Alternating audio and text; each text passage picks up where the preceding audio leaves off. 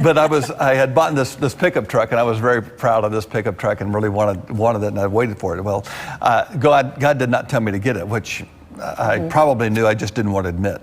But so I was driving this pickup truck early in my ministry to a town in West Texas called Floydada, where I was going to speak. On the way to Floydada, out in the middle of nowhere. I mean, I hadn't seen a car in an hour. I'd barely seen any cattle out on the hillsides, like one cattle per 100 acres out there. It's so dry and arid.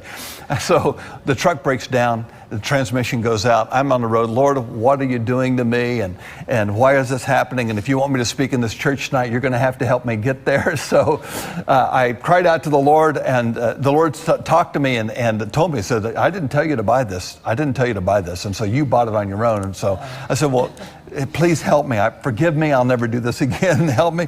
And about that time, out of nowhere, this car comes and he says, son, where are you going? And I go, this man in his 60s, and he's got these bib overalls on, and he says, son, where are you going? And I go, I'm going someplace you probably hadn't heard of. I'm going to Floydada. You're probably not going there.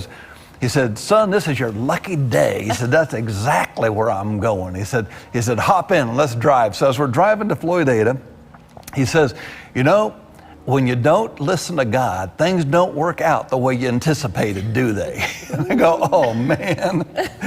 He knew you had bought the truck. He knew I bought the truck. I thought, who is this guy? What's he talking to me like this for? Yeah. And so he takes me to the church in Floydada. I get out of the car. I look at he said, this is where you're going, isn't it? And I go, yes, it is. I never stopped to think for a moment that I hadn't told him.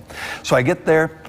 I get out of the car, I look at the church, I turn back around to say, thank you, I really appreciate that, and he's gone. The car's gone, the angel's gone, everything is gone. Just in literally 2 seconds, gone. Wow. Just gone. That is amazing. And it proves, even in our disobedience, God has mercy if we call on the name of the Lord.